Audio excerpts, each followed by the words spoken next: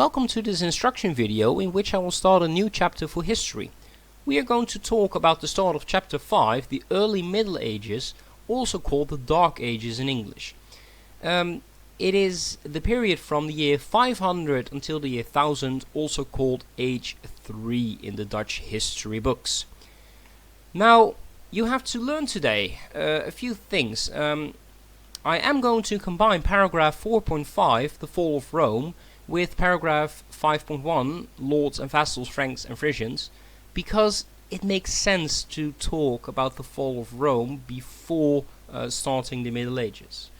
After this video you can explain a few things. First of all, what caused the Roman Empire to split up in West and East? The fall of the Western Roman Empire in the year 476 because of the migration period, and characteristics of the Germanic people who dominated Western Europe after the Romans were gone. Now, here you can see the Roman Empire at its largest in the year 117. Unfortunately for the Romans, it didn't go so well for the empire after this. The Roman Empire was actually in trouble in the 4th century, but you could also even say they were already a bit in trouble in the 3rd century. So, what was wrong in the Roman Empire? First of all, Roman generals continuously fought each other in civil wars. So, Roman generals fought Roman generals. Why did they do this? Well, all those generals, they wanted to be in power. They wanted to become the new emperor of Rome. So Rome in the 3rd and 4th century has had a lot of emperors, and most of those emperors were generals who ruled for only 1, 2, perhaps 3 years. You can imagine all these Roman generals fighting each other isn't very good for your country. Also imagine, the larger a country, the more difficult it is to govern, especially in the time where there is no internet or other technology. Rome was so very large that it was very difficult for the emperor in Rome to properly rule and govern it all. And perhaps you can even say that it was almost impossible to govern the large country well. And because it was so very large, the Roman Empire also had very long borders. And those borders, they became more difficult to defend against enemies. Rome's enemies grew in number. The Pax Romana was gone. And perhaps you can also say that the Roman army wasn't as strong and powerful as it was before. So the Roman Empire was attacked quite a bit.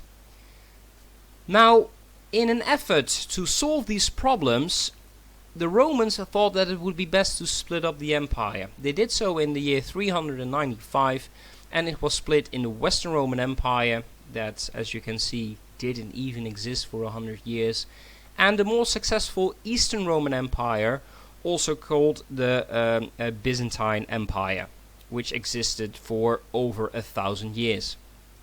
You can see both empires right here. The green area is the Western Roman Empire, and it is of course ruled from Rome. And the what color is that anyway? Orange, pinkish area is the Eastern Empire, ruled from the city of Constantinople. Now, unfortunately for the Romans, their troubles will not end here, because we are right in the middle of something we call the migration period. What's up? Well, in Central and Eastern Europe, you had a lot of Germanic people. You can see their names on the map. The Goths, Vandals, Franks, Saxons, and so on. And, you know, they lived in Central Europe, but at some point they had to flee. You can see an archer on a horse, left bottom screen. That's a Hun. The Huns were a people from Central Asia, and they moved to Europe, plundering, taking treasures, fighting the Germanic people, and the Huns were very strong indeed, and they are very well known for their archers on horses. Now, those Germanic people like the Franks and the Goths, etc., they didn't want to stick around just to be defeated and murdered by the Huns. So they decided it is time to migrate. They want to get the heck out of Central Europe and they want to flee to safety. Well, but where is it safe? They moved into the Western Roman Empire. The way they moved into the Western Roman Empire was a bit different. Some Germanic tribes, like the Franks, they were quite peacefully. They asked the Romans if they could live there, and they helped the Romans to, defend their empire. Other Germanic tribes, like the Vandals, they were very aggressive, and they actually attacked the Western Roman Empire just to get away from the Huns.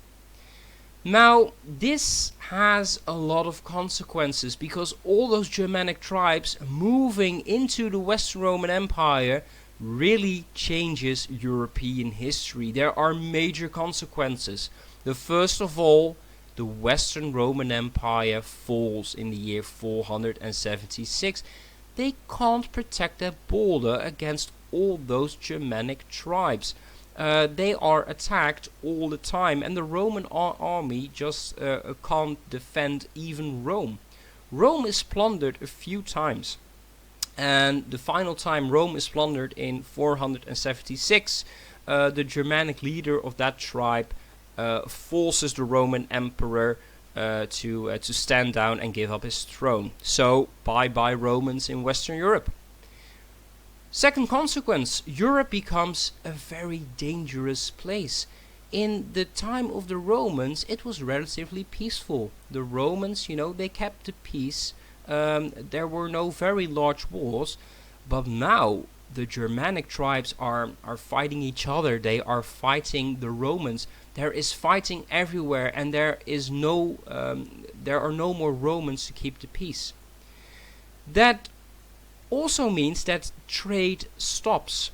If a place is very dangerous, then you can't trade properly, because if you move around with your stuff that you want to sell and there is a chance of you getting robbed or murdered or whatever, well then maybe you shouldn't trade. If there's no trade, food isn't brought to the cities. So it becomes almost impossible for people to live in cities, and they start abandoning them. People move out of the cities and they start living in small villages called manors. We will talk about in the next video about these manors.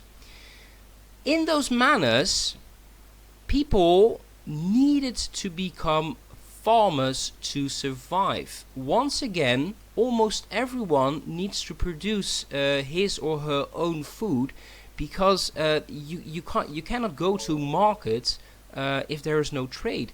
So the only way for you to get enough food is to grow it yourselves. Those farmers on the manors are called serfs. We will also discuss them a bit later. Now, the Romans are gone, but there are new rulers in Europe called the Franks. Here on this map, yes, another map, you can see the Frankish Empire. And, they're like, the Romans 2.0 in the early Middle Ages. Let's have a look at these Franks. Who are they anyway? Now, the Franks, they are a Germanic people. And they lived in the Western Roman Empire. They migrated to it as allies of the Romans. So they helped the Romans to defend the Western Roman Empire. They even ruled certain areas for the Romans in what we now know as northern France and Belgium. When the Western Roman Empire falls, the Franks slowly start to conquer Western Europe, and they establish an empire of their own called the Frankish Empire. So the Romans disappear and the Franks step up and take control of a large portion of Western Europe. But the Franks, I just call them the Romans 2.0, but the Franks and the other Germanic people, they are quite different from the Romans. So how are they different? Well, first of all, the Franks, they have no writing. They didn't invent it. Meaning that they cannot write letters, they cannot write down laws, there's no administration, there's nothing of it at all. They don't have any cities, except for the ones they conquered later, but at first the Franks just live in, simple villages with wooden houses. They have a warrior culture. In the Frankish Empire, and with all the Germanic people, it is very important to be a very strong military leader. If you are a very strong fighter, when you kill a lot of enemies, and when you can even kill other Germans who also want to be a leader, well, then you had a lot of power. It was very important to be a successful warrior.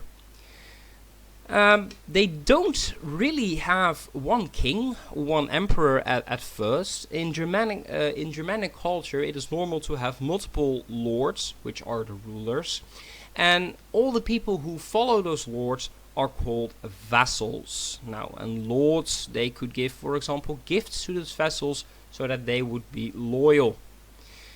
So those Franks are very different from the Romans. Not saying they are retarded, but I think the Romans did think of them as a bit barbaric. Still, the Franks, they do gain control of Western Europe. And there is a very famous Frankish king called Charlemagne. In Dutch we call him Karel de Grote. And, well, he was actually a pretty good king. He was such a great king that Europe viewed him as basically the new Roman emperor. So what made Charlemagne such a great leader? Well, first of all, the Frankish Empire was largest at the end of his rule. From northern Spain to northern Netherlands, northern Italy, large parts of Germany, it all belonged to the Frankish Empire. After Charlemagne it all fell apart, but doesn't matter, it was very large during his rule. Charlemagne really did have a lot of control over his country. He was a Frankish king who started writing down laws. He had a pretty good government. He also promoted education in the Frankish Empire. Some people even view Charlemagne as the forefather of Western education. So next time that you go to school, you can say, well, thank you, Charlemagne, that we can go to school. I'm sure he will appreciate it. He was such a great ruler that he was even crowned emperor in the year 800 by the Pope. So after the fall of the Western Roman Empire in the year 476, Europe gets his new emperor in the year 800. So, the Franks as the new rulers of Europe. Reflection. You can now explain, first of all, what caused the Roman Empire to split up in West and East in the year 395.